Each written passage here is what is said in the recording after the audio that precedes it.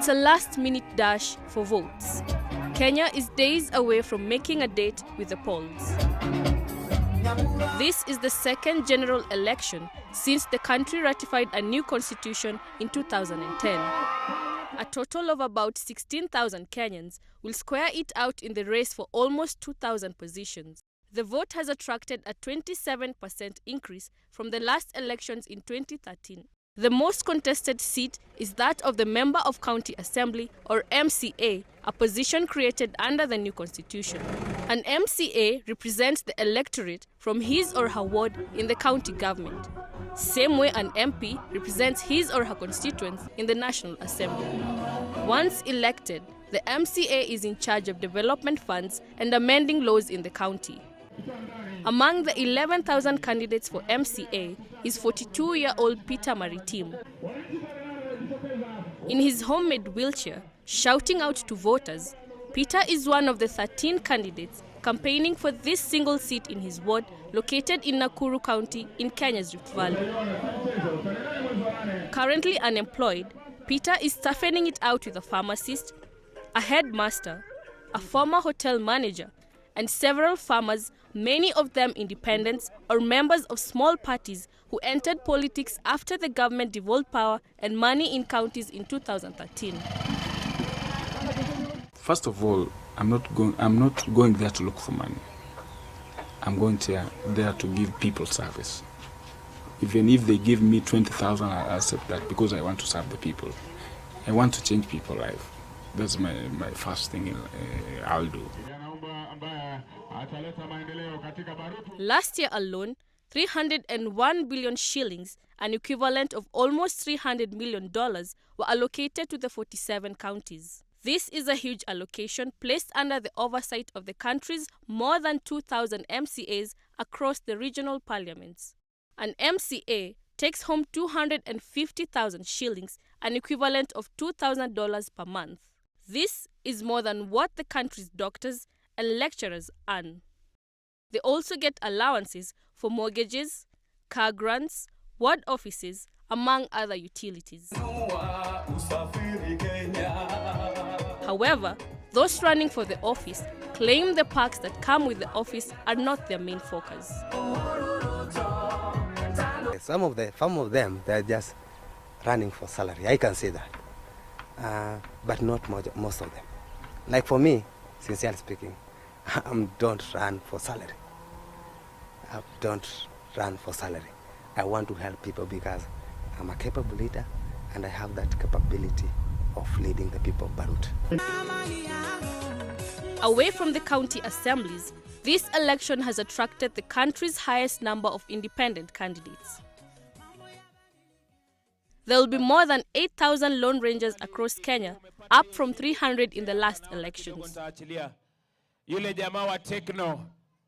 Top of the crown is the race for presidency. 7 other candidates are hoping to unseat the incumbent. Among them, academicians, technocrats, and former government officials.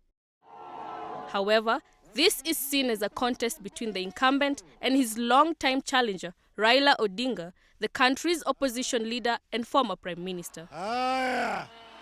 Dr. Ngurewa Machofi is associate professor based in Nairobi. According to him, the myopic attitude of Kenyan politics is denying the country a chance to new and fresh ideas from top leadership. So you have two people who are not talking about substance, they are talking about who's going to be the winner. And our citizens are equally involved because they are not trying to ask important questions about what needs to be done. They are just cheerleaders for their team.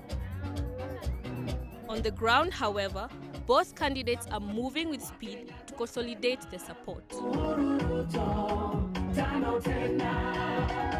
Naamini ya kwamba kwa muda wa miaka 4 ambapo tumekuwa katika uongozi. I believe that the 4 years Jubilee has been in power, we have done a lot of development in every corner of the country.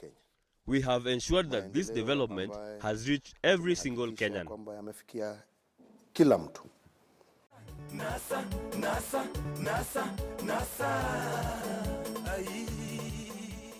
Ukosefu ya kazi kwa vijana. Lack of jobs to youths is another key factor. The old are also suffering. Pande ile nyingine mambo ya nyumba, kodi ya nyumba. House costs are so high. We have planned to build houses that are affordable, low-cost housing for our youths. Na wale wa mama waja. We will take the widows as special groups and give them opportunity of getting jobs to take care of their kids. Kenyan kids should get an equal opportunity of learning. The government will cater for everything a student will need to further his or her learning. Hiyo gharama tunatoa kwa mgongo ya wazazi na wekea serikali. Asante. Their deputies are using the political stage to hit out at each other. Mebakia siku 10 tu peke yake. Ndio Jubilee na wafisadi wote. We only have 10 days when Jubilee and all corrupt people will step down from the government. Are you ready for a change? We promise to bring change when we are elected. We will all be happy no matter the tribe, because no tribe is above the other.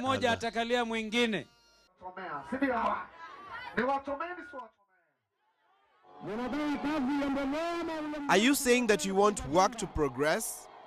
That development should continue? That railways should continue? To build roads? To put up electricity? To pay for mothers to deliver? To pay for our children fees? Let me see those who are saying work should continue. Our work should continue. Our work should continue.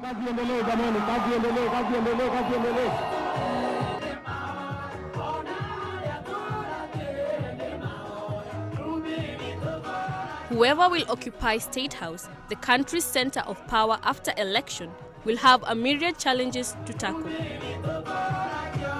Unemployment is top, with around 11% of the workforce looking for jobs. A slow-growing economy at 4.7% and high inflation rate. Security, especially with threats from terror group Al-Shabaab and improved healthcare, follow the list of priorities for the head of state after this year's election. For now, though, it's a run for votes and hope that the elected leaders will turn their promises into tangible results. Ikiwa umeona, hey DJ na ngoma surely.